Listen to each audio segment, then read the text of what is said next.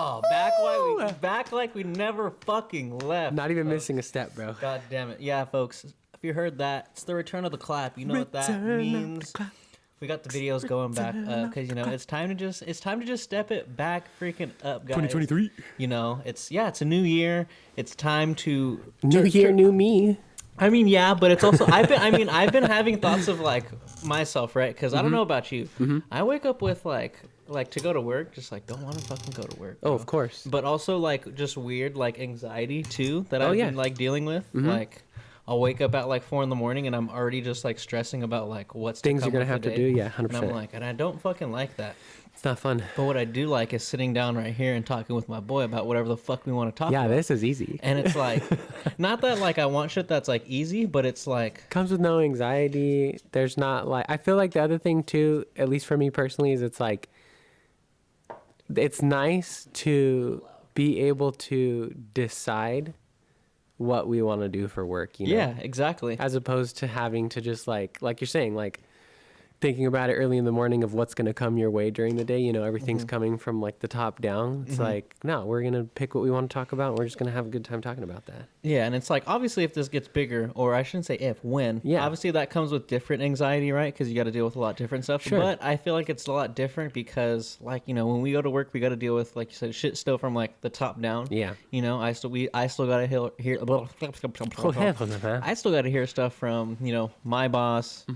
And then, you still got to hear stuff from me. And then freaking, not that I like tell you shit. Or no, anything but like it's the same shit though. like, Yeah, 100%. And you guys are the conduit, man. Yeah. It's like, 100. I feel like in a way we're all in the same boat. Obviously we have our rankings or whatever as you do in a traditional work system. But like at the end of the day, we're kind of going corporate in the business that we're in. And so we're subject to the people who got the corporate business suits on, making the decisions. Yeah. And, one way to just obviously grow this podcast is to include video and stuff like that.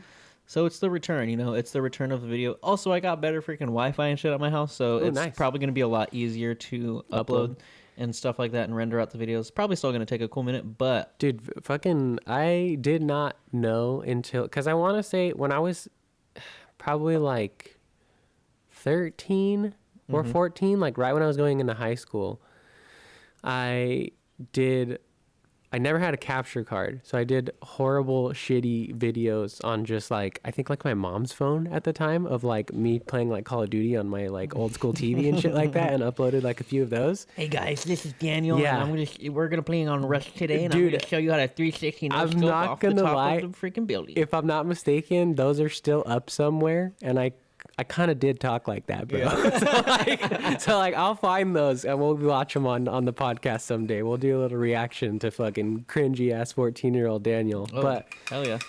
But yeah, I don't remember from back then, maybe because the video quality was so much poorer, but like I remember when we started uploading at first on this, like it kicked my ass as to how fucking long it takes to upload shit, dude. Oh, yeah. Like, oh my God. Like all night. Like I would leave that shit on, wake up, go to work the next day, still wasn't fucking done. What's good, homie? It's ridiculous. Boom. Hello.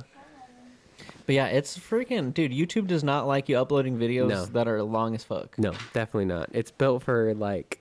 I mean, obviously you can, but like I feel like 10 minutes and under is where they want you to be at, It's got to be nice and tight. Keep it nice and tight. Yeah, I feel like... Because when I was trying to upload the videos, dude, it was taking like all fucking day for it to just like upload. And again, probably just because my Wi-Fi at the time was not good. Yeah. But I got Spectrum now, and that's like top tier freaking Spectrum's Wi-Fi. some good shit. Not to freaking, not to flex on you guys a little bit, but I got you gotta, Spectrum, bro.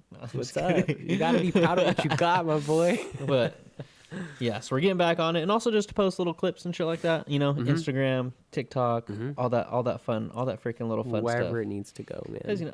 Because there's probably funny moments in here that you guys will like, little 10-second clips that you guys will freaking 100% LMAO, LOL on your freaking on your LMAO, LOL. Yeah. And it's understandable. Sometimes you don't have a chance to listen to 2 hours of a podcast, but maybe, hopefully, you still want to watch some content from your boys over here. Yeah. So we'll have some more bite-sized stuff going on as well. Hell yeah. Take a little bite out of it. You want to know something funny, actually? Delicioso. Delicioso. Fucking Dora. What in terms of golf, what's a tee set? What do you mean? I don't know. Is that a thing? A tea set? Okay, my tia might have said the wrong word. Anyway, I was talking to my tia today. She was at the house picking up some shoes from my mom's. And I'm talking with her, having a conversation. She's like, hey, Ryan likes golfing, right? And I'm like, yeah, he does. She's like, yeah, I know. I listen to the podcast. she's all, yeah, I was listening to like your guys' Christmas episode or whatever. And she's like, and like, you got him like that golf stuff, right? And I was like, yeah, I did. And she's like, okay. She's like, because my cousin Vanessa, she was in golf when she was in high school. And I think she still is, but she's not playing anymore. And one of their like family friends knew this and gave her like a set. I'm not sure if she was saying it was like a putting, like a mini putting thing for practice, or if it was like something. She made two motions. She went like this. She went tee set, right? Like as if she was like doing a little mini putt, and then she went tee set, like she was like carrying something. So I don't know what the proper term for either of those things is. But I have no clue, honestly. I'm not like pro at golf. There are some things that I know and do know, but I'm still fairly new in the world of golf. But it might be like a portable putting thing, or like there are like little portable like little like mats that you can have. The ones that you can roll like, out and shit? Yeah, that you can like tee off of and stuff like that. So that might be what she was talking about. Okay, well, whatever it is, she's gonna donate it. Oh fuck. Yeah. She wants to. She was asked. That's why she asked me. She was like, he likes golfing, right? And I was like, yeah, he does. Yeah, fuck yeah, I love golfing. Yeah. So yeah, she said she's gonna drop it off at my mom's house, and as soon as I have that, I shall bring it over to you, my friend. What's her name? Norma. Norma? She actually lives up the street from you right here. Your tia Norma? My tia Norma, yeah. Tia Norma, I appreciate you so much. You're listening. Hopefully you're listening to this right now. I appreciate you. That's do you remember from like just some of the parties we've had at the house and stuff, my like super big curly haired cousins, Carlos and Diego? Yes. That's their mom. Oh, okay. Yeah, and then Vanessa's their little sister. Oh, okay. Yeah. Interesting. Yeah, there's a dense family web of cousins that I have. Ryan's seen them at the house before. It's a good chunk of them. Hey, they get down, man, and I'm with it. Oh, I come from like a bigger family too. Yeah. And I love that shit, dude. Yeah. Hell yeah. When you guys all get together, and it's a good time. Man. It's especially nice when you get to be like, when you're lucky enough to be like close in age too, you know? Because then just growing up, you just got homies, dude. Hell yeah. You got on the weekends and shit when you can't go over to your friend's house or whatever. Your mom's not gonna say no to you hanging out with your cousin, you know? Yeah. She might tell you can't spend the night at your friends or whatever, but she's not gonna be like, nah. You can't stay at your cousin's. Exactly, dude. I just wish like I didn't like growing up. I had cousins that like lived like further away, so I didn't get to hang out with them too much. Yeah, I feel I'm getting a little deja vu, so I feel like I may have told this on the podcast before, but fuck it, we do this all the time. Hell yeah. My cousins Carlos and Diego, and then me and my sister and Vanessa are like the only ones that are local around here.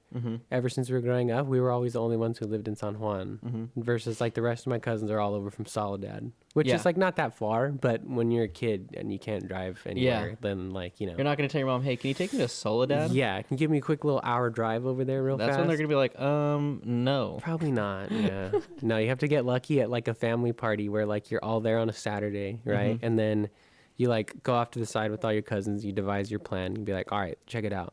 I'm going to go up and I'm going to ask my mom if I can spend the night at your house. But then as soon as I ask her, you got to roll up right behind me and be like, yeah, Tia, can he? Yeah. Because, dude, if you go up to your mom or your dad by yourself and you're like, hey, can I spend the night?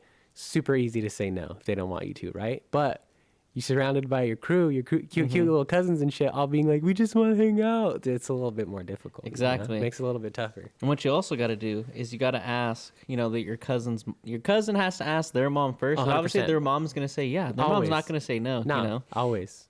And then so when you're to get that confirmation that you can stay, that's when you got to go, hey, can I stay at so-and-so's house? Yeah. Their mom already said I can. It's like so an extra. Cool, you know? Dude, I never really understood that because it is really like, I don't know. Maybe I will once I like have kids and like, you know, my sister has kids and shit like that. But you're totally right. There was always the willingness from the tia or even my mom, if like cousins wanted to come spend the night at my house, to be like, yeah, I don't give a shit. That's fine. Yeah. But sending your kid over to somebody else's house, that's a different story. Yeah, definitely. Yeah. I don't know. You know, I think it's just, you know, you can watch over your own kid, you know? Yeah. You're putting the responsibility on your sister or brother or, you know, whatever family member it is to watch after your You little travieso, you little rascal. Dude, straight up, Yeah, bro. dude. Straight up little rascals out here. Little rascals. Dude, I hope my kids aren't little rascals. They probably are going to be, but fuck it, I kind of hope that one of my kids is a little rascal and the other one is not, if I'm lucky enough, fortunate enough to have multiple kids. Mm-hmm. I feel like you want to, I would want a wild child in there, Yeah. One that'll give me funny stories, one that'll do crazy shit. And stuff. Yeah, that's true. Dude, speaking of crazy stories, have you heard about the fucking paranormal activity that's been going on at the store, dude? Oh, I got a small little tease of what was happening. I got a condensed version from Buddy. So let me tell you, yeah. bro. I mean, it didn't happen to me, but this is how it was described to me. Uh-huh. And it's pretty sketch, dude. So, okay, guys, normally we're not, all ghost stories and stuff on this podcast. We are taking a page out of the Care to Partake podcast book a little bit. Shout So if out you guys, to Danielle and Frankie. Exactly. Shout out Danielle and Frankie. And if you guys love, like little ghost stories and stuff like this, definitely go check out their podcast. 100%. It's chock full of them. Mm-hmm. And also, we made a guest appearance on one of their podcast episodes. So definitely go check that shit out.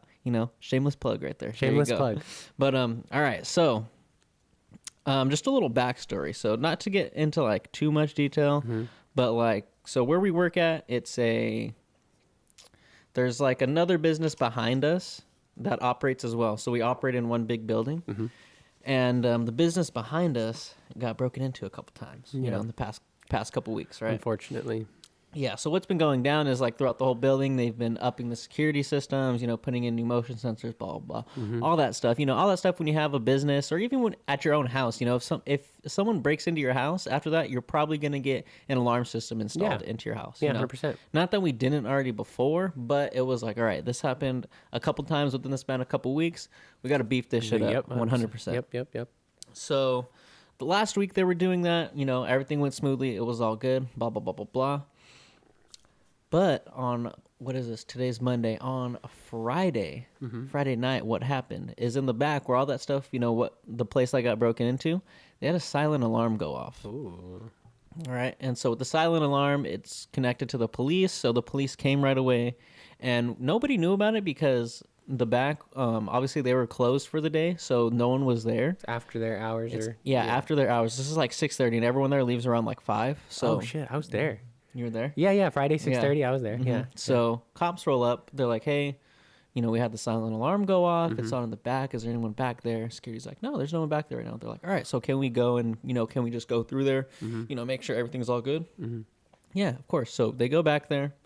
They're checking everything. Everything's good. No one's back there, blah, blah, blah. No one's at work. Yeah. No major alarms were going off and, no one can see anything. So obviously there's no one in there.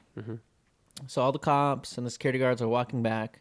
And right before they get to the door where it goes into like our lobby and stuff like that, one of the cops stops and he's like, do you hear that?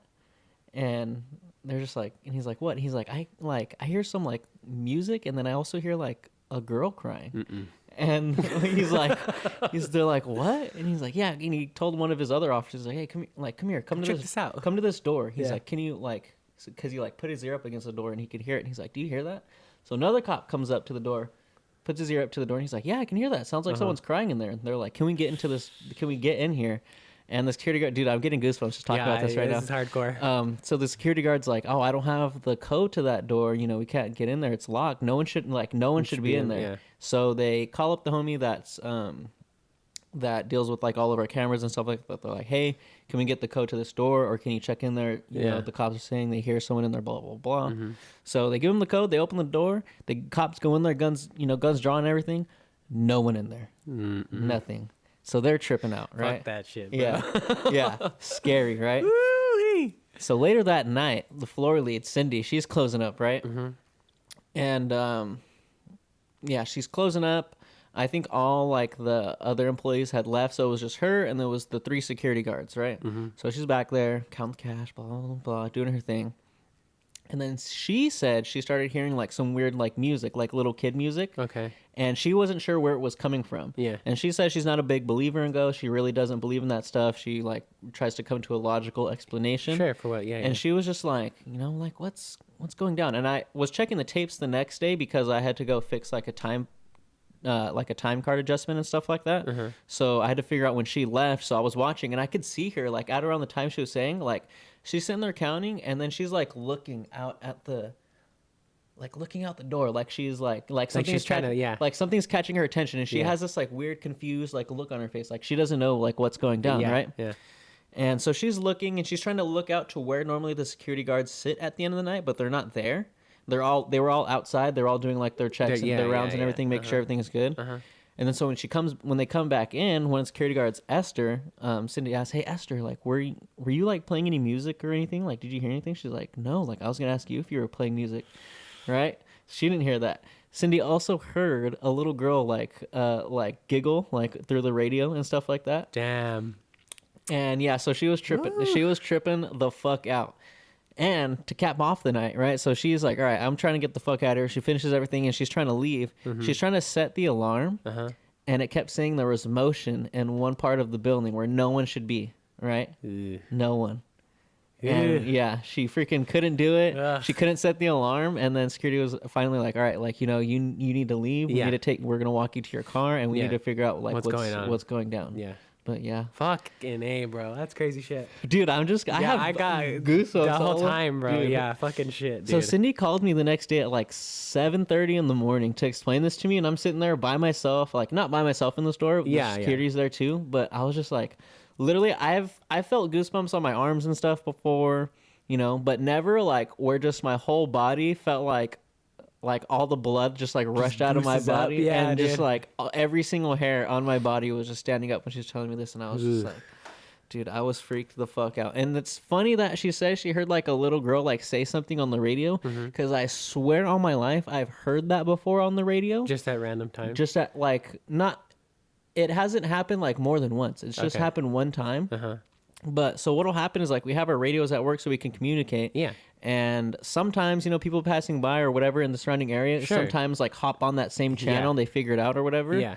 Like, but dude, I swear there's just been like, there's this one time where I heard like a little girl just say like, I forget what she said, but it was just like something like, "Hey, what's your name?" or something like that. That sounds vaguely familiar to me. I feel like I remember hearing you tell that story way back when. Dude, and I was just like, and it was in the middle of the day. I got hella goosebumps when that happened, and I was just like, bro, what the fuck was that? Yeah. Fuck, dude. That's some crazy shit, dude. Yeah. So it's freaking... That is crazy. It's haunted at work, yeah, 100%. Though, okay, so the one thing I will say is this. It's like, again, not to hop too hard on Danielle and Frankie's coattails, but we're talking a little bit of ghost shit here. I personally have never really experienced anything too supernatural. I think we talked about that on their podcast. But I have a lot of family members who have. And one thing that they've always told me is never let your guard down. Don't be uncautious, of course, when you come across any kind of experiences like this. But at the same time, not all spirits out there are out to kill your ass or haunt you or do anything crazy. Like there is for sure trickster spirits out there, you know, that just like to fuck around with people and have fun. Not to say that it's any less haunted or like, you know, gives you the goosebumps or anything like that, but it doesn't seem like there's anything too sinister about the potential of this little girl or whatever spirit is out there, you know what I mean? Here's the thing that just freaks me out about like hearing a girl crying and then hearing like a little girl on the radio, right? Is because, you know, back when I was younger, like me and my parents, like just me and my family were really into like a lot of like ghost stuff. So, you know, shit like ghost adventures, ghost hunters, anything paranormal. We really like just sat down and watched it just because it was really interesting for us. Yeah, yeah. And you learn a lot of like when you have like dark, malevolent spirits, like they'll kind of switch up their tone or like their voice or whatever, just so they can kind of ease you and like kind of like start you off with something simple. Yeah, take your guard down. You know, because like we're having this conversation right now, right? If you think it's like a little girl, you're like, all right, cool. It's a little girl. Like, it's just whatever. Yeah. But you never know what that could turn into. That thing that just freaks me out is the crying and then just like a little girl like giggling. And I've also heard like a little girl be like, what's your name? Like that. I don't. End of the day, advice, at least from my end out there, just be respectful. That's all. Even if you do happen to come across anything like that, don't be a dick. Don't fuck around. Don't try to do anything stupid. Just be respectful of whatever energy and spirit might be out there and just go on your way, you know? You don't got to engage. No, definitely not. I mean, I've had something happen to me in the house that I'm living in right now, and it just happened like one time, and I've never had anything else happen after that. You got Yeah. It was some shit, man. Yeah. Pretty freaky. I'm pretty sure I've told you about it. About the closet, right? Yeah. 100%. I remember that story. Yeah. Yeah, I'm pretty sure I told this story on Danielle and Frankie's podcast, Care Partake, so I won't tell it on here. If you guys want to go hear it, definitely go check it out on their podcast. Because, yeah, it was fucking... Some wild shit. It was some wild fucking shit, you know. God damn. Were you going to hit this, or were you taking your... Which one did you roll? The great pie. I'm going to take one hit. It's temptation right well, here. I know. I'm going to take one hit, and that's it. My appointment's not until March. I told my boy Ryan, I got asthma. For those of you who don't know, I probably mentioned it on the podcast before.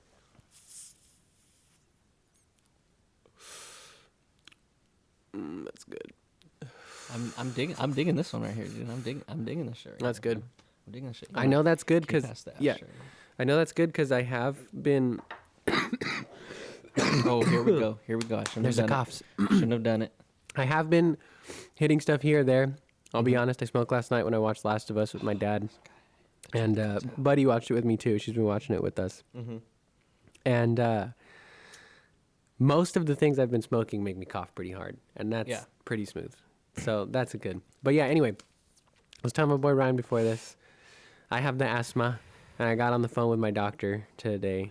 Or his office or whatever. Doctor. And I have an appointment coming up in March. But yeah, they suggested that I don't smoke. Not take a tolerance break necessarily. I'm gonna take a quick one for a little while. But you just can't smoke.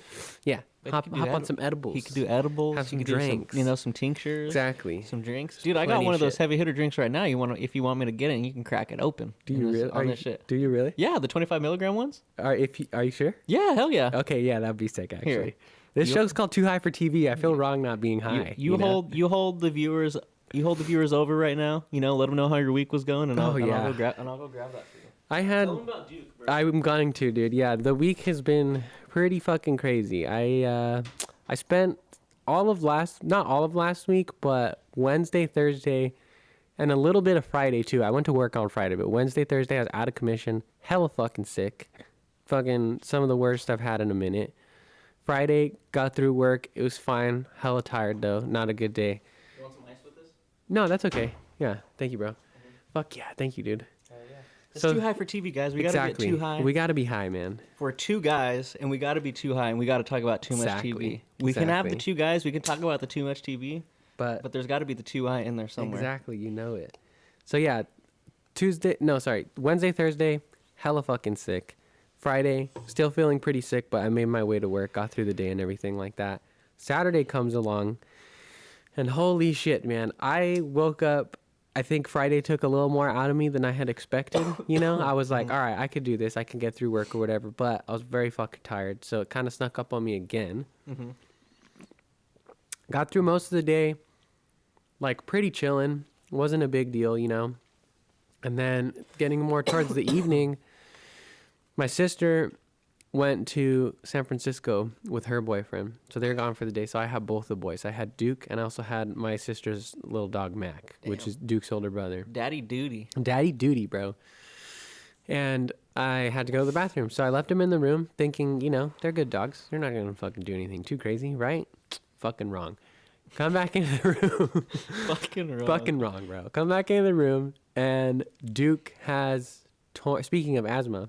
Duke, I have this blue bag that's got a zipper on it, and Duke got into the bag that has this nebulizer machine, and you basically pour these like liquid forms of albuterol into them, and it like vaporizes the shit so that you can like breathe. Basically, it's like a steroid.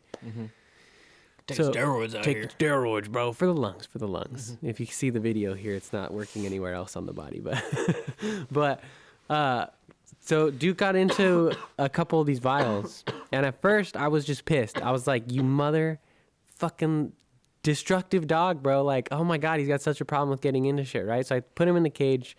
I get over my little upset phase or whatever, and immediately I go on the internet and I start looking up what does like albuterol do to dogs, right? Turns out they do give albuterol to dogs, but in much, much lower doses than what they give to humans. And it runs a couple risks for them. Depending on how much they ingest, it can be toxic. And so I was like, fucking shit. Start panicking. Get on the phone with my dad really quick, and I'm like, hey, I need you to help me, like, start calling, like, places around that can take us. Because I go on Google and I start searching. Nowhere within 20, 30 minutes is open. Like everything's closed, right? Oh, damn. Yeah. So I was like, son of a bitch. So I go downstairs because my dog Louie fucking had like a, little pet emergency a few years back. This is probably like 2 or 3 years ago at this point. And I remember we took him to this place in Monterey. And so I was like, oh, okay, like let me call talk to my mom really quick and like figure out what that place was. Maybe I can get on the phone with them. I'm able to get through, sure enough, give them all the information. They get the whole case ID going and everything like that. Oh, And yeah. And then they're like, we're going to put you on a hold really quick. I'm just like the nurse/receptionist guy. I need to speak with my doctor, see what like they want to do or whatever.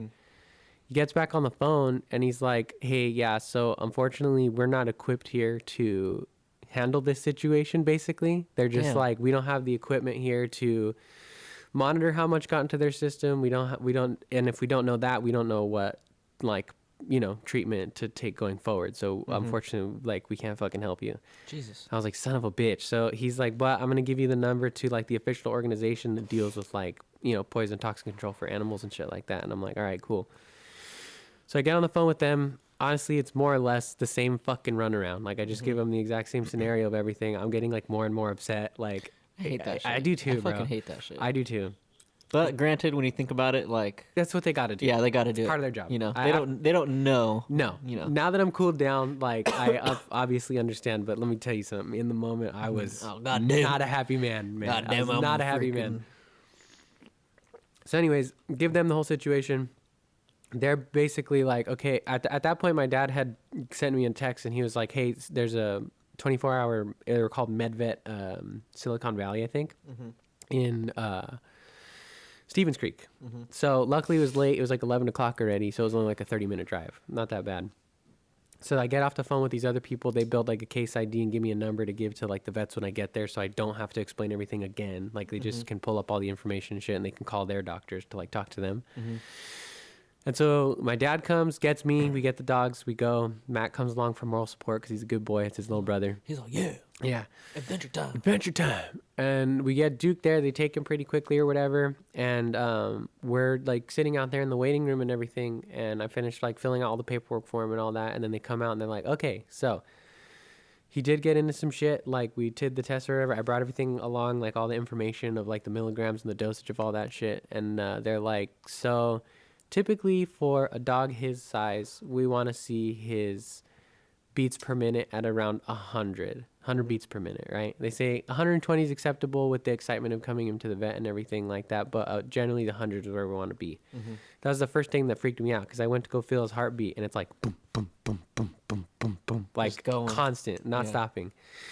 And so they're like, he's at about 200 right now. Holy fuck. Yeah, dude. So like doubled. He's racing. Doubled, bro. Like I was, and at that point I'm just like, what the flying You're probably like, fuck? I've killed my dog at I this was point. horrified the whole night, bro. Yeah. I was up from when I came into the room. The initial reaction was anger, but like starting from there, I was freaked out. I was like, what the fuck is going to happen, bro?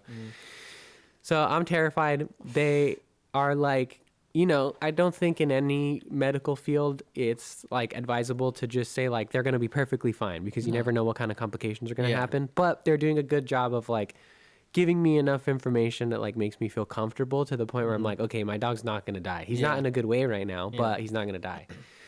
And so they basically explained to me that like, obviously, like if left untreated, that can be pretty bad. But for the most part, what you're really worried about is that if the dog starts to develop, I think they called it like a heart arrhythmia, which is like an irregular heartbeat, I'm pretty sure, that it could cause heart damage down the line at some point, which is, makes sense. And so obviously I don't want that to happen. He's a little baby boy. I want him to live a long and healthy life. And so they're like, we haven't noticed anything like that yet. At the moment, we're okay. I go through the whole, payment spiel, which is another whole fuck you that I don't even want to talk about. Yeah. Fucking vets are goddamn expensive. Yep. And I get sent home basically with the information of I shouldn't have any heavily strong concerns. There's like obviously something going on with him, but at the moment we're able to like slowly get his heart rate further and further down. Like it's basically kept giving him doses of like a certain sedative. They didn't tell me what the medicine was called. But I get home, call them, get all that information. I go to bed. And I wake up the next day. They told me they'd call me like pretty much first thing in the morning, right? So I wake up the next day, yesterday, Sunday morning, and it's like 10:30, like maybe 11 o'clock. And still nothing. Haven't heard anything from them. So like my anxiety starts to race, right? Oh yeah, 100%. My dad calls me, and I'm still kind of like half asleep, like still kind of like panicking or whatever. And he's like, "Have you heard from them yet?" And I'm like, "No." And he's like, "Just call them." He's like, "I know they said they'd call you, but like they told you before you left last night, like you can call at any time to check in." And I was like, "All right, that's a good point." So I call, get the update, more or less the same thing. You know, they're like, "Yeah, his heart rate's definitely going down. We don't have any strong concerns, blah blah blah, so on and so forth." The doctor is in the middle of another procedure right now, but we'll have her call you as soon as she can and stuff. So another few hours go by. It's probably like 1:30 to 2 o'clock Damn. before I get the call. And I'm like in the shower, and I left my phone on fucking loud because I just had a fucking feeling, bro. I was like, Yeah. I've been waiting all morning. I know the moment I walk away from my phone, I'm going to get the fucking phone call. So weird. You know, like you have know. that. You always have that feeling, like you know that shit's You gonna fucking happen. know. Yeah. And sure enough, dude, I'm in the shower. The fucking phone starts ringing. I turn the shower off, fucking wet as a goddamn motherfucker. And Butt ass naked. Butt ass naked. Fucking open the phone really quick. And I'm like, hello? What's going on? And they're just like, he's fine. Like, you don't have to worry about anything. They're like, his heart rate is still a little elevated, but at this point, it's not anything outside what we would expect from a puppy his size, especially considering he's away from home, like around a bunch of other people. They fucking told me that Duke had made plenty of friends. Apparently, multiple nurses had threatened to sneak out the side door with him. So they took to my little boy over there. They liked him a lot. 100%. I mean, it's hard He's not to. a cute little bastard. Yeah, man. it's hard not to. He is a cute little bastard. Got personality, that's for sure. But yeah, they told me, they were like, he's good. Like, you're fine. Like, whenever it's convenient for you guys, let me know. And like, you guys are all good to come and pick him up. Like, he's good. And I was like, thank goodness. I was like, I can be there in about an hour and a half, like maybe an hour, depending on the traffic. Like, I will see you soon. They're like, cool. So I went, stopped at a grocery outlet really quick that was right next door, and I got him like a little bed for the car ride home. I got him some fucking toys really quick and everything course. like that. Of course.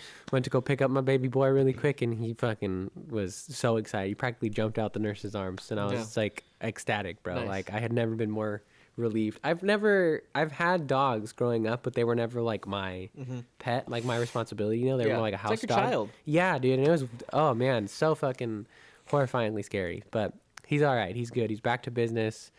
After he fucking had like some pretty hardcore delirium last night. He was tired as fuck, dude. Yeah. He passed out hard last night. Oh yeah, I bet. He woke up today like back to basics. He's perfectly fine. Been checking his heart all day, and it's like normal beats and everything like that. Perfectly consistent. So the boy is safe. He's okay. The Dukester, bro. The Always fucking getting into Dukester, shit. dude. Always. God damn. That's such a. I'm glad that ends on such a happy note, right? Because Yeah. it is such like a That's a story, man. roller coaster of emotions, Dude. from anger to freaking out. Yep. To just hella anxiety, not Yep. knowing what's going down, and then all of a sudden, like, all right, cool, he's good, and you're just like, oh fuck. Thank goodness, bro. God damn. Well, Yeah. yeah. Shouts out to Duke. Don't get into that shit no more. Nah, he's a homeboy. strong dude. That's the thing that was like, I just, as soon as I got in there today, I was just like, all right, fuck, I guess I can't keep my medicine machine that keeps me alive in my room anymore. Like, Yeah. that's like the unfortunate part about it, you know? But, you know, with a little more training, give him some time to grow out of his puppy phase. He's still only, he's 9 months old, so he's still pretty little. I think he'll be better off. Oh yeah, We'll get there. definitely. Yeah. Give him some time to grow up. He definitely, that trip made him like more brave for sure. Yeah. In just like weird little ways that like I noticed in the last couple of days. So like, for instance, like whenever I leave the house, I take him with me a lot of the times. I'll either drop him off at my grandpa's when I have to go to work, or he'll just ride in the car with me. Like, he always just crashes out on my passenger seat. As soon as he gets in the car, he gets hella sleepy. And so usually when I'm walking out the door, I'll open it, get all my shit together, whatever it is, and then like stand outside and pick him up. Like, he'll wait at the door. He like doesn't like go outside or anything. Homeboy fucking tried to bolt down the stairs. Yeah. As soon as I opened the door, like our little steps walking up into the patio and shit like that, or the little mini one. And I was like, hey, what the fuck are you doing? Get back over here. Like, you little wacko. And he stopped and he turned around and he's like, what? He's like, I'm a big boy now. He's like, It's yeah, like- dude. He's like, I've been to fucking. He's like, dude, I was in San Jose without you, Dad. He's like, come on, dude, I'm fine. I was I've like, been to San Jose, dude, homie. I was like, holy That's shit. hilarious. Yeah, so I'm hoping that doesn't make him more emboldened. I hope we, you know, kind of tone that back a little bit. I want him to have some spirit, not trying to crush or anything like that, but not to the point where he's gonna fucking dip out without me and shit. That's fucking funny. Mr. Duke. Mr. Duke, man. Well, damn. Yeah, that's definitely like less of a. I wouldn't say less of an eventful week that I had, but like, I definitely enjoyed the fuck out of my weekend. Good. For sure, dude. It was like Pretty easy. I mean, the first time it's been sunny in a while, That's true. Like, obviously, I saw that on your story. I was Yeah. happy for you. I'm not gonna lie. Yeah, here in California, Yeah. freaking, we're going through a bunch of rain and shit like that. Obviously, if you've been paying attention, some shit that we're hella not used to, Yeah. some crazy shit. And yeah, finally it cleared up this past week, and I had not been golfing in a while, so I was like, you know what, I gotta take advantage. Hell yeah, dude. Definitely went golfing 2 out of the 3 days that I had off. Good. And Hell yeah, dude. yeah, I went golfing the first day. Had a good time. I always enjoy golfing, like just like alone. I mean, not that I'm opposed to golfing with my friends. I love golfing with my friends. I've been invited one of my friends one of the days, but he couldn't go. But it's just like I feel like with our job, or at least me personally, I have to deal with like a shit ton of people all the time. Yeah. And it's really nice to kind of just go out there where it's nice and quiet and kind of just like be with myself and just be like, all right, cool, chilling.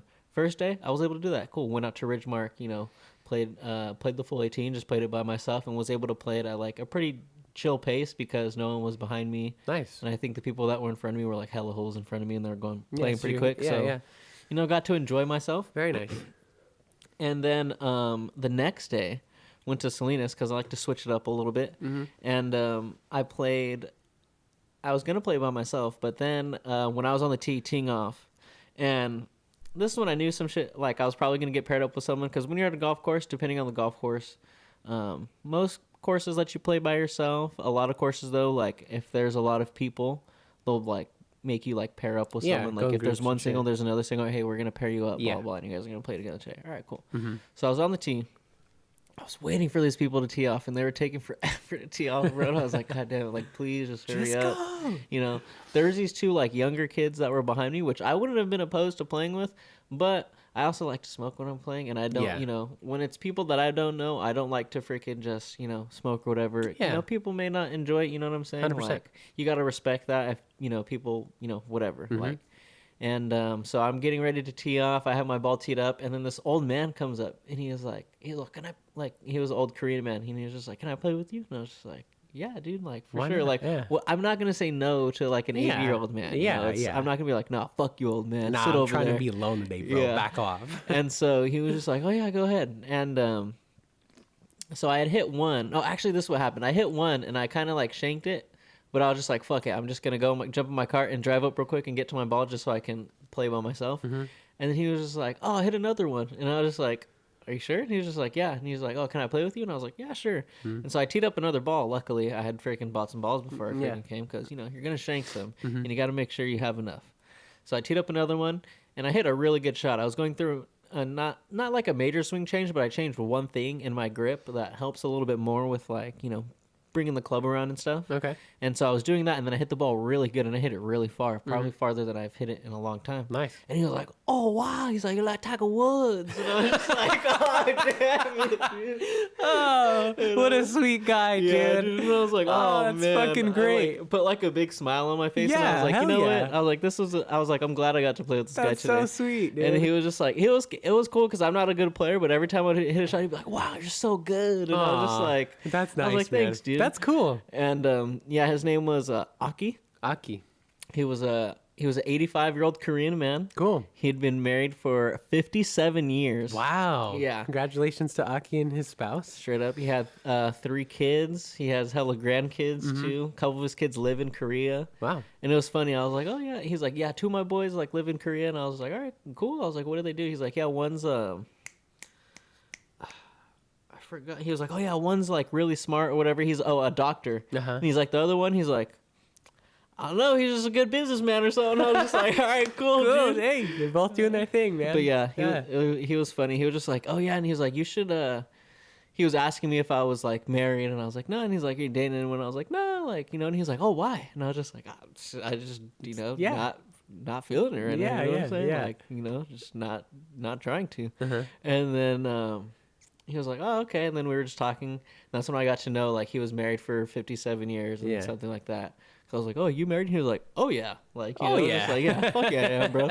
And That's funny. yeah, we're on one of the holes, and he was like, "Oh yeah," he's all, "You should date a," he's all, "You should find yourself a good Korean woman." And Oh, I was yeah? just like, you know what, man, I'm not opposed to that. 100%. I'm actually very open to that. You Yeah. know, Yeah. and Yeah. yeah, point me in the right direction. Yeah, hey, let me know. Yeah, You but- got somebody in mind? Yeah, and he was funny. He was a funny old man, dude. And he was. That's cool, man. He was cool. It And he sounds was like a fun little partner up right there. It was an interesting time. you Yeah. know? There were times where I was definitely really enjoying it. Definitely times where I was like, I wish I could just be like just going Yeah. along by myself. Yeah. Because he is an older man. He does play a little slower. So, Mm-hmm.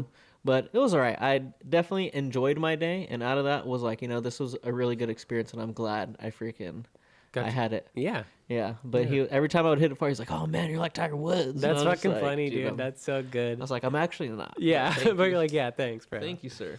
Yeah, I won't lie. I saw that you had like posted like just a little snippet on your story really quick, and it put a smile on my face. I was happy for you, dude. I was like, oh, I know he hasn't been out there in a while, dude. Yeah, and it was funny, dude. He was, the thing with old people when you watch them when they play golf, they just hit it straight all the fucking time, dude. They hit Really? it Well, straight yeah, all the fucking all the time. years of experience, I'm sure, right? Yeah. Yeah. But it's also, they swing nice and easy, and like, dude, like every time he was just, hit it straight. He wouldn't hit it far, but he hit it straight, and he would just be like, "Oh yeah," and I was just like, "Dude, you're just hitting it straight every time." Yeah. And so that's why, like, on my story, you hit it, and it just was straight. I was like, "Fuck!" I was like, "There you go, dude." There I was you like, literally the same shot you've been hitting all day, like Damn, just straight down the fairway. consistency, man. Exactly. Yeah. Consistency is the key. Yeah. And yeah. It was a fucking good day. So Aki, shout out to you. I doubt you're freaking listening to this, honestly.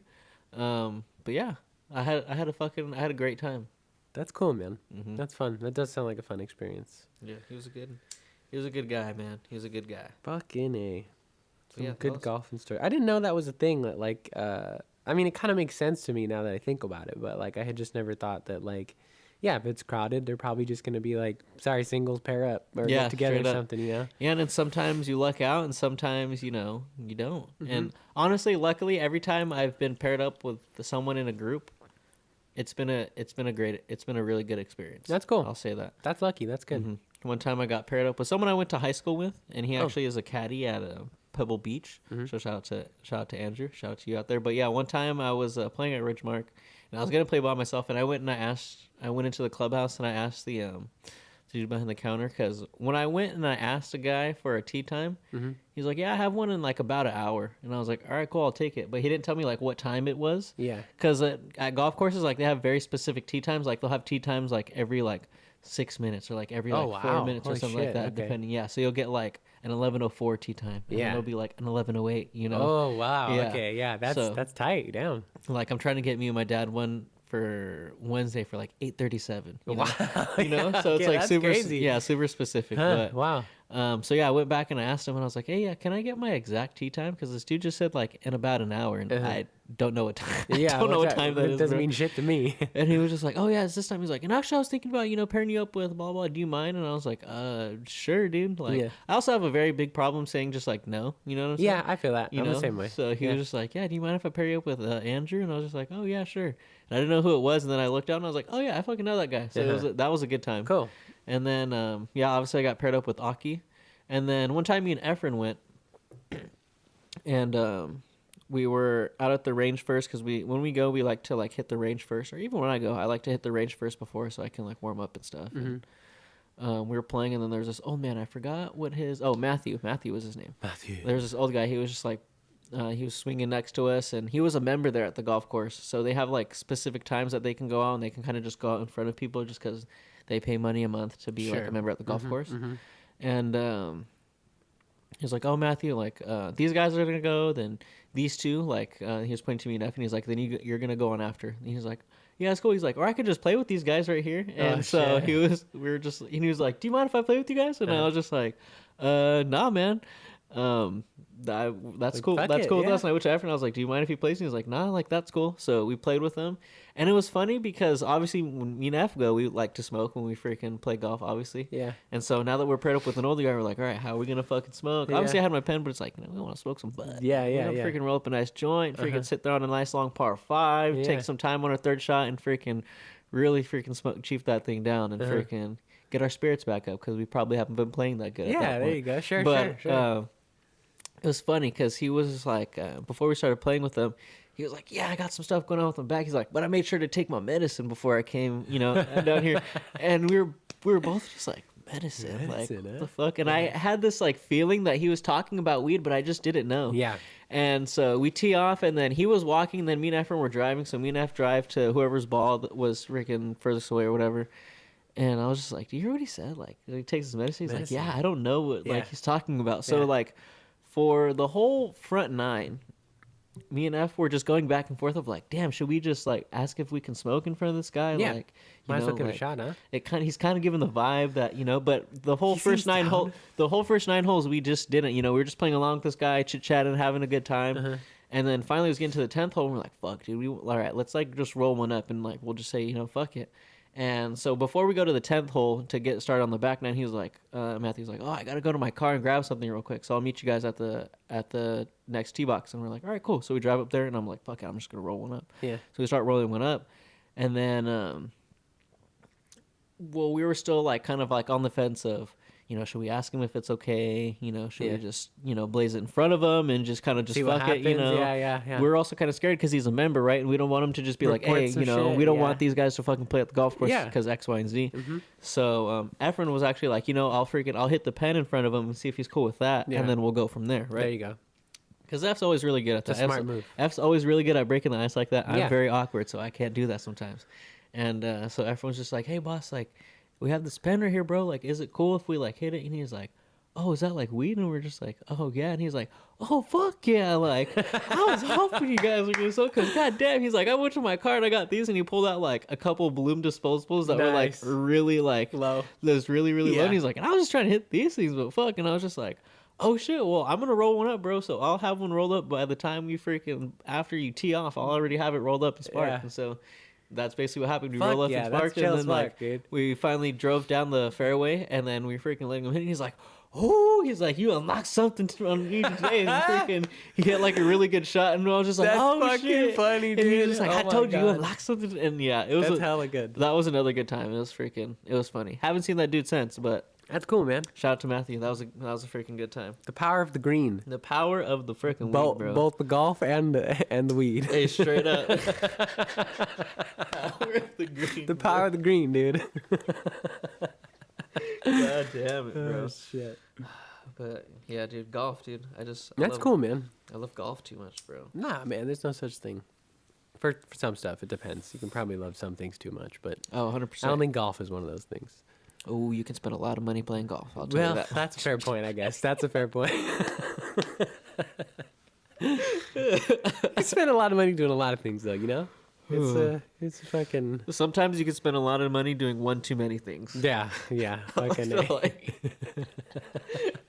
God damn. Oh, but shit. Fuck, all right. So I think these people have probably had enough with freaking our personal lives and shit like that. Let's get into what the fuck we're talking about this week. I'm so excited, And this week, guys, we're bringing you one thing and one thing only, because it is probably the best thing that is going to come out of 2023, honestly. It's a pretty goddamn strong contender. It's up there. Like, and we're only 2 episodes in. I honestly think by the time 2023 is over, this show is easily going to be in the top 3 100%. Of just, I think... When we do our wrap-up next year, this is for sure going in my list. I think of just, like, film media, just in general. You think, like, just this... Oh, I see, like, movies, TV, streaming, all that bullshit. I agree with you. 100%. I agree. So I think, one, when you look at this shit, it's just filmed really well. It's written really, really well. Casted really, really well. Super well. I'm super, super happy with who they got. And it's already based off something that's won just a bajillion awards. One of the greatest story-driven games of all time. 100%. If you guys can't tell by the little hints that we were giving right there, we're talking about The Last of Us, guys. Motherfucking Last of Us. God damn it. Play that Last of Us. Play that funky music. Play that funky music, Daniel. Play that funky music, Daniel. Play that funky music, Daniel. Back to the classics.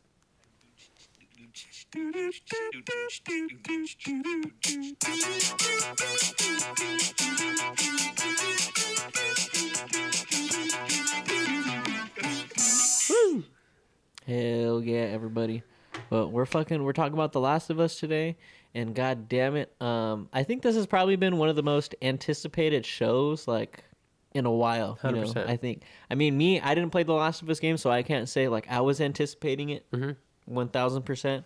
But I knew that, okay, Pedro Pascal starring in this. This is going to be some shit. Phenomenal You know, actor. this is going to be some shit. Obviously, I knew that The Last of Us was a really, really good game.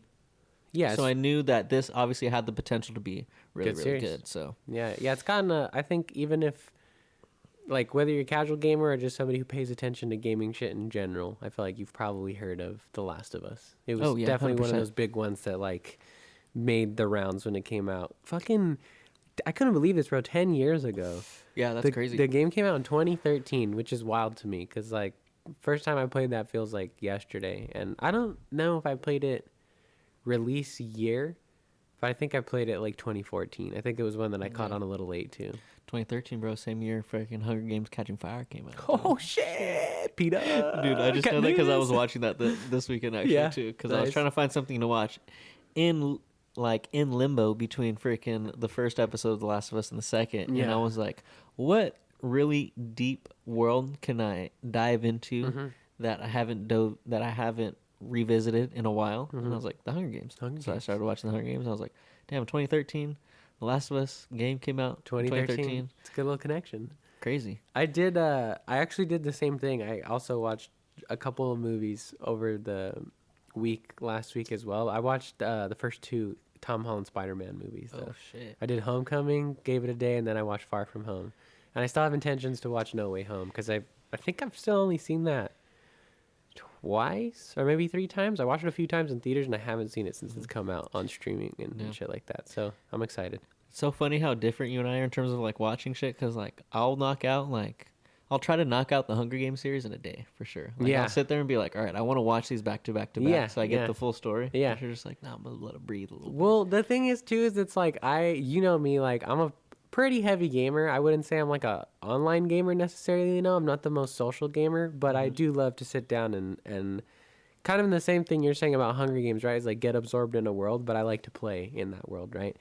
And so I kept going with Spider-Man. I fucking finally downloaded it and started playing through it again on the PS5, the Spider-Man game. So as soon as it was over, I just hopped on there, put on the Tom Holland suit, and I was like, Beautiful. yeah, it was good to go. I was like, all right, we're good. Beautiful. Yeah, it's a good time. But yeah, guys, we're going to talk about the first 2 episodes of The Last of Us today. Woo. My boy's also going to help me over here, and we're going to try to compare it to... Let's see how the first 2 episodes compare to the game as well. Yeah, talk about it a little bit. I haven't gotten too far into the game. I have started to play it, and I'm just like really like ready to dive into it. Obviously, it's, won a lot of like a million awards basically the year that it was eligible for like its awards and shit like that. Yeah, oh yeah. And yeah, one of the greatest games of all time. 100%. And it's a stealth-based, game, and I really enjoy stealth-based stuff. Yeah. Even though I haven't played a bunch of it, but like the Assassin's Creed, Yep. very stealth-based as well. And I really love that shit. So I'm like, all right, let me freaking... It's fun to be sneaky, man. Yeah, I love being sneaky, bro. It's fun. So- Anytime I play like RPG type games, Skyrim's like Dungeons and Dragons type of shit, I love being a rogue. Love being a little sneaky bastard who could pick locks and talk his way out of situations and shit like that, It's fun. Sneaky. Yeah, but fuck yeah, let's get into this first episode, bro. The Last of Us. What's the episode called? Let me see. I have a IMDb page pulled up right here. Let's see. I But- forgot the episode list. Yeah, as someone who didn't know basically any of the story of The Last of Us, besides that it was, set in like a post-apocalyptic world where there's freaking, some zombies and shit like that. I did not know what to expect going into this first episode, and immediately by the first, like that opening act, like I was blown away. Just like that opening segment where they have like the interview. Yeah. I was like, oh shit, my seatbelt is on and fucking I'm ready to go 100 miles an hour right now. Yeah. Because it's funny the way it starts off. It starts off like a little jokey, right? Yeah. And then it starts off very like meta, like really Pandemics and pandemic stuff like that. Yeah. Yeah. Pandemic meaning all. Exactly. Blah, blah, blah. Yeah. But then when they get into fungus and stuff like that, and he's and the doctor's talking about how, yeah, there's no vaccine, there's no cure, there's nothing that we can do. If something like this happens, then we fucking lose and we're all dead. Yeah. Because the main point he was making was like, yeah, viruses are a thing that come and go, and that is true. Like we are Viruses gonna make have, us sick. as much as it, as COVID-19 sucks, like that's not gonna be the last freaking like Viral pandemic. Viral pandemic. No. Yeah, we are gonna have more, But It's a regular thing that you know, happens he's on like, the you know, we're gonna get through it as we always do. Yeah. But he's like, when it comes to like mycology and freaking fungus and stuff like that, something that, you know, is very much more alive and, you know, not necessarily trying to take over, but to control, or Yeah. you know, it's trying to control. Like, Yeah. that's the scary part. Yeah. You know, 'Cause something there's- that's a lot smarter than us. Yeah. That we don't even fucking understand to Yeah. the point where we can't make a cure for it. You know. That shit's legit too, bro. Like everybody watching this has been introduced to the fear of fungal pandemic now. Of like, holy shit, yeah. If any kind of shit ever got into us, we'd be screwed. There is genuinely nothing we can do. Yeah. Well, as soon as he was talking about like cordyceps and stuff like that, immediately I went back to the video that I'd watched about. I think it's like I think it's probably like a Planet Earth segment Yeah. of like the ants that get taken over by Yep. cordyceps, and they basically turn into Zombies, fucking ants. yeah. And I was just like, holy shit. Yeah, And then it's real. you know, and then that first doctor was like, you know, that stuff's, you know, as scary as it is, like, you know, that stuff can't survive, you know, in warm temperatures, like in Yeah. a human body. And the mycologist is like, yeah, bro, like you're fucking right. But hey, what if like global warming's a fucking thing, Dude, right? I thought that part, honestly, when I was watching it, kind of cracked me up a little bit. Because, like, in general, this whole sequence is not in the game. No. Like, they introduced the idea of cordyceps a lot differently. It's more done through, like, a contextual montage in the beginning of the game, right? They kind of just tell you all the bad shit that's happening around the world. Yeah. But that part kind of cracked me up because I was like, wow, they fucking got COVID and global warming up in this bitch. How'd they do that? Yeah. Like, goddamn. And they even brought in something like a lot scarier. That was just Yeah. like, yeah, this Yeah. like we're gonna fucking lose, bro. Yep. And you know, it was really like I was just like tense after that. And that's the thing I'll say about these first couple episodes is like they know how to build up that tension and ride that son of a bitch. 100%. You 'Cause- get kept in that state for the whole episode. Holy shit! Both Yeah. episodes, you're like, what the fuck is gonna happen? Yeah, You know? yeah. But especially this first episode, me not knowing what's going down, like that first part, I was already scared going in. Yeah. And I will say, I know I've said on this podcast, I don't really fuck with the intro, so this is an intro I did watch. Dude, The that's music, solid. beautiful. I'm so glad you mentioned that. Okay, first of all, real quick, I do have the episode guide here. The very first episode is called When You're Lost in the Dark. Okay. Or the Darkness. Okay. Which is a, I don't think this is like too spoilery. I think they even say it in the first episode, but it's like a saying from the Fireflies, the like rebel faction that they Yeah. have in the thing, right? What is it like when you're lost in the dark? Like look to the light. or Look to the something? light, yeah. Okay, but the composer, Gustavo Santaolalla, I think is how you say it, is a fucking master, bro. He is absolutely ridiculous. I have loved this theme song since the game came out, and I literally cheered like I did when I fucking saw Andrew Garfield and Tobey Maguire on the screen for the first time, bro. Like I was sitting there, and the theme came because I was honestly not gonna be pissed because I knew he was coming back to compose. I like saw that was a piece of news before the show came out, but I was gonna be slightly upset if they didn't take like one of the best video game themes of all time and just put it in the show. Yeah. And so when it started playing, dude, I was fucking yeah, let's go! I was so happy, dude. It's fucking epic. I love that theme. But yeah, the theme music really fucking good, and then the like, I don't know how that opening sequence that you know that HBO just has down to a T now. Yeah. Like they just know what they're doing. That shit was beautiful because you notice it's the fungus, but it's you know in the shape of like buildings. It Yeah. takes the shape of a human face, and at the end it's Joel and Ellie. Yeah, so on the that- path, just kind of walking. It's good shit. That shit was beautiful, man. And then when I started playing the game, I noticed like the beginning is sort of like the beginning of the game as well. Yeah, Right. Like yeah, it's when got you- the cordyceps yeah, the spreading cordyceps. everywhere with the credits and everything. Yeah. Yeah, for sure. So that was super cool. Yeah. And yeah, I think overall the first episode was just fucking great, man. Like I said, me not knowing anything about the game, as soon as I watched the first episode and got done, I watched the second episode again. So I watched that first episode twice. Yeah. Sorry, my bad. Yeah, yeah. Talking too fast. But I watched the first episode twice, and I was like, all right, I need to fucking get the game. So I downloaded the game on my PS5, and I was like, all right, let's get into down. this. But yeah, this first episode, super fucking solid. Obviously the beginning when all that stuff happens with Sarah and everything like that. Ugh. I did not know that shit was gonna happen. So I No, was like, yeah. yo, what the fuck? It's horrible. That's how we felt in 2013. It's the worst opening of all time in like the best way possible. Like it sets you up for just the kind of hardness that this world is asking you to accept. Like there is nothing easy about what these characters have to go through, and it starts you off that way from the very beginning. I think I had this thought when I watched the episode first, and I have since confirmed this thought now that I did start playing the game again, like actually just earlier today. As much as I love and as iconic as the video game intro will always be, I prefer the show's version. Yeah. I think they did a much better job of kind of like just giving, not that it's not heartbreaking when you see Sarah die in the game, right? It's awful to watch a father like lose his daughter in such a fucking meaningless way, like such like senseless, like, you know, death or whatever. But there's something that hits different when you've gotten to spend like what 30-ish minutes. The intro's pretty long. Yeah, you get to spend that like day leading up to all that stuff happens, which doesn't happen in the game. Yeah, and it makes Sarah more of like a character that you get connected to, right? Like I saw funny stories of people who, so like there was this one guy who played the game and he was watching with his parents who had not, and he said he had to like almost stop himself from like laughing because his parents were convinced that Sarah was the main character of the entire show. Yeah. Only to be obviously fucking blindsided by her fucking horrible, untimely death. But yeah. I think because of that, I think just the pacing in general of the way the actual outbreak sequence plays out in the show, I think is a lot more tense. Like I think the game, again, forever going to be iconic, I think still does a really good job for its medium, right?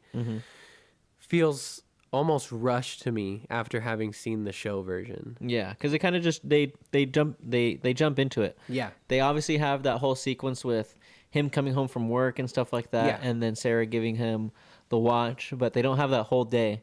And the reason, like to kind of echo off what you're saying, and that whole day is super important because not only is it making you care more about Sarah, but it's also showing you the connection that they have as I was gonna say a son and a daughter, but a freaking a father and a daughter. Yeah. And sort of like what this series is about, right? Because it is like, from listening to the podcast to go along with this, right? Like as much as it is like zombies taking over the world and like this guy being a hero, it's as at the core it's a love story, right? Yeah. And like what a father is willing to do when he loves his child so much, right? Just and what a parent in general. We've heard countless stories of parents doing out of this world shit to protect their kids, right? Like it's a primal thing, they say. Yeah, and it's just like the bare bones of like what a freaking the lengths a parent or guardian will go when like just their whole primal instincts are just like brought out of them because of their situation. It's and instinctual, stuff like that, it almost overrides your like better judgment, so to speak. Yeah. And it just like that whole day makes the scene when she dies like it hits a whole lot harder because you have her going to the city and repairing the watch for her dad and doing the breakfast for her dad and stuff like that, and then you get them like joking around a little bit. And you're like, oh my god, this is fucking great. Yeah. And then no, it's not fucking great. No, it's really not. It gets dark real quick. About the breakfast, really quick, hella random, because I know we mentioned the podcast. I think his name is Craig something or something Craig, the co-writer. Yeah, Craig something. He fucking, is it Craig Matthews? I think he's an HBO writer in general, if I'm not mistaken. Yeah, he was on Chernobyl. Yeah. Oh, Craig Mason. Craig Mason. Oh, damn, I hella know this guy now that I see his face too. That's crazy. He says that there are a few Easter eggs that they laid out in the first episode that eagle-eyed viewers will be able to have like satisfaction with later, like it'll kind of pop up and be like, oh, that's that thing. Oh, like outside the context of just like fun video game Easter eggs, like it's breadcrumbs. He explains it that he set up. And my fucking dad caught one of them already, where in the first episode, they make it a point to mention that Joel forgot the pancake mix, right? And after that, they also make it a point to mention that Nana, the first infected that we end up seeing, was eating biscuits. Yep. And then you get to the second episode. We'll get into that more a little bit later. But in the beginning of the episode, there's a quick little sequence in the beginning with a mycologist. Mycologist from Jakarta in Indonesia. Jakarta. Yeah, and she mentions that a place with a lot of like starch and heat or something like that, essentially like what you need to like make bread products and stuff like that, could be a pretty easy basis for that infection starting. It's like, holy fuck, that's such a crazy detail. It's the perfect substrate. Yeah, she was saying. such a crazy detail to put in there. Like, I like that shit. That's something that I appreciate about the show, for the show, because I think it is like, it seems appropriate to me to do it in a show, as in the actual narrative, as opposed to in a game. They don't, in the video game of The Last of Us, they don't do a whole lot of explaining of like how cordyceps came about, or like what it is, or like the nature of it, or anything like that. You know, it's kind of just like the monster of the game. Yeah. Which makes sense in the context of a game, right? In that medium, that's kind of what you need to do. And you can gather little bits and details here if you read all the little notes and shit that they hide around the game. But in the terms of the real narrative, they're trying to tell a story of Joel and Ellie. Yeah. And so I like that the show in particular here is like giving backstory and like trying to help you understand how this infection came about. But I like in general that it's not a one-for-one copy of what the game is. I appreciate that it's taking on a life of its own. Yeah. So would you say that they're doing a good job of like picking the right things to add and picking the right things to keep, like, from the game? Yeah, 100%. I think right now, 2 episodes in, I am like amazed. I told you this on text the other day. This is the greatest video game adaptation I've ever seen. And I put Sonic the Hedgehog 2 in my top 5 movies last year. So, holy shit. I think just like moving forward, this is probably just going to be the blueprint. Yeah. Like with when you're trying to like adapt a great game into a show. Like, you know, obviously from playing the opening part, they brought from the first episode, just speaking on the first episode, they brought a lot of, you know, familiar dialogue from the game. So the whole interaction with Joel and Sarah about the watch, that came literally straight from the game. Pretty fucking close. You know, a lot of things that they said came straight from the game, and I think they picked the right things to come from the game. I agree. They picked the right dialogue and just the right moments to sprinkle them in, right? It's one thing to, like, you know, have one iconic just like phrase from a character, and just to kind of like plop it in wherever, just be like, oh yeah, look at what we did.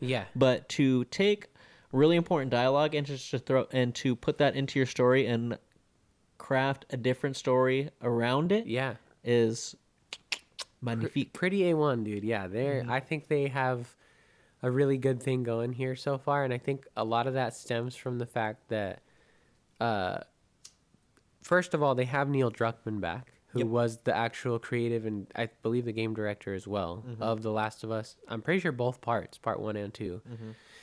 He came back to co-create it with a very experienced writer who's super good at his job that just happened to be a fan of the game. Like, he just liked, and The Last of Us really just resonated with him, right? And he's like been a fan of it since probably 10 years ago.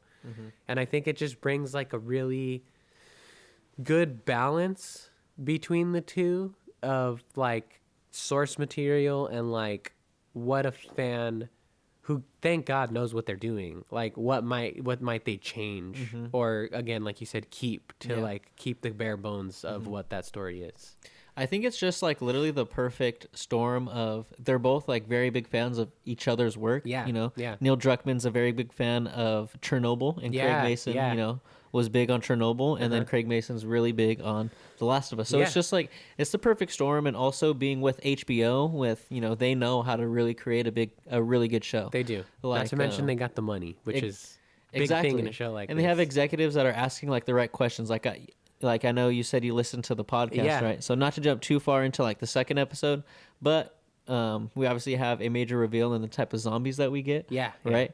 And one of the big things that, you know, one of the executive asked was just like, okay, like, how do we know that they just don't, like, I don't know that a clicker, can't see anything, that they can't see, and they're like, okay, and then that's when they added the like the mouthing, like they can't see but they can hear. It's like such a like, it's crazy because as a person who's played the game coming into it, it's not necessarily something you need, right? But they have to be smart and realize that they are one of, if not possibly the top, like, of big giant streaming companies right now, right? Like, HBO's been around for a long time, just the company in general, right? Back when they've had shit on TV. And they've had some pretty heavy domination on the streaming games since they started HBO Max and HBO Go and all that shit.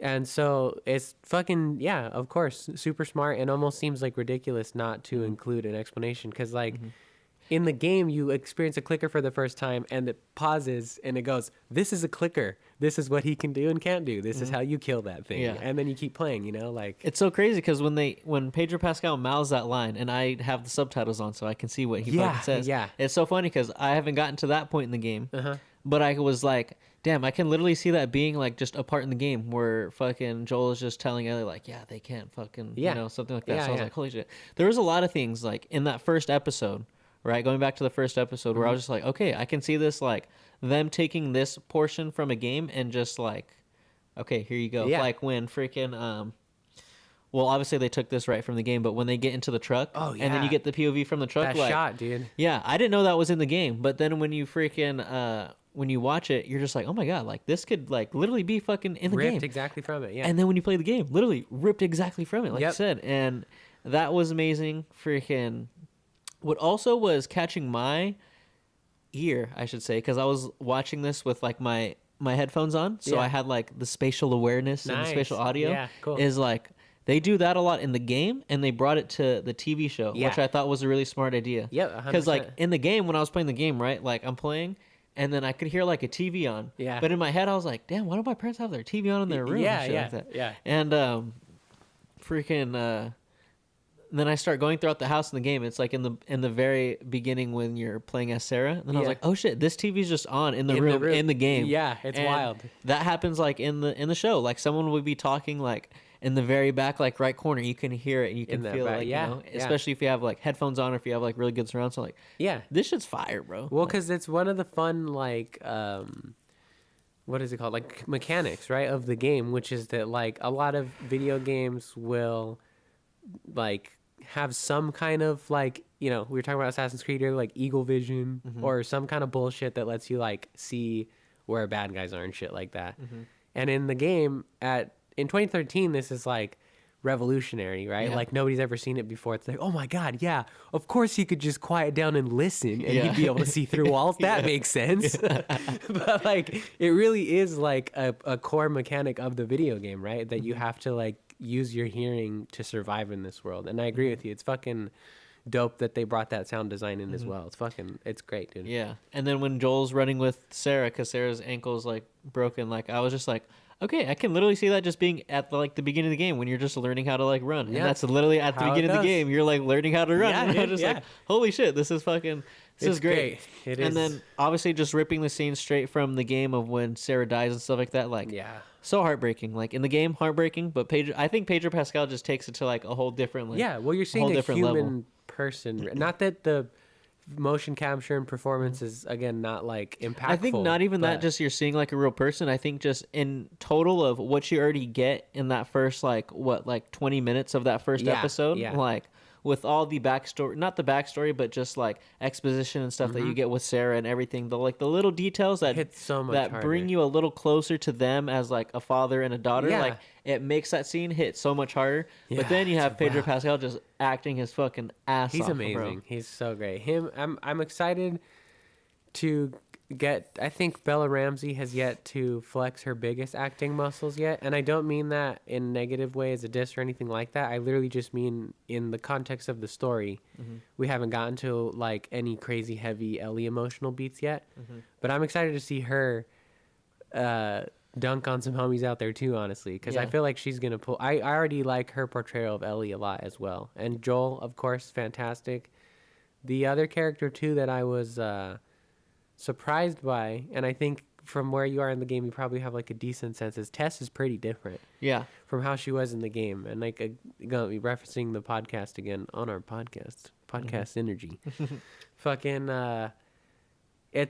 she's like a lot more like hardened, I think, you know. She's kind of more of like the leader, and I mean she is like, in the game too, but it's definitely more pronounced here for sure, I think. Yeah, you see it a lot more, just especially with that first scene with her when she's like talking with Robert, and she's just like, "Yeah, can I just like go the fuck home and Yeah. like drink so my face like doesn't fucking hurt and Yeah. shit like that. And then the way she like talks to Joel, and you see that Joel is very much her just like dog on a leash who she can just like send out like whenever she wants, and he'll just fuck someone up. Fuck some shit up. And yeah, she's definitely very like hardcore, and I loved her character. She's so freaking great. She really is. I think what's the actress's name?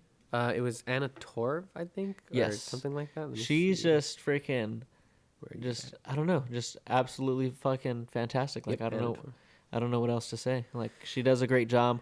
Obviously, I haven't gotten much of Tess like in the game. Yeah, but I mean, I would say they're different in the sense that like you just get more like of Tess, right? Like in the game, like yeah, you get that conversation of like, yeah, these guys jumped me, blah blah blah blah. Yeah. Robert did this, Robert did that. We have to go and get him, shit like that. But immediately in the game, it just goes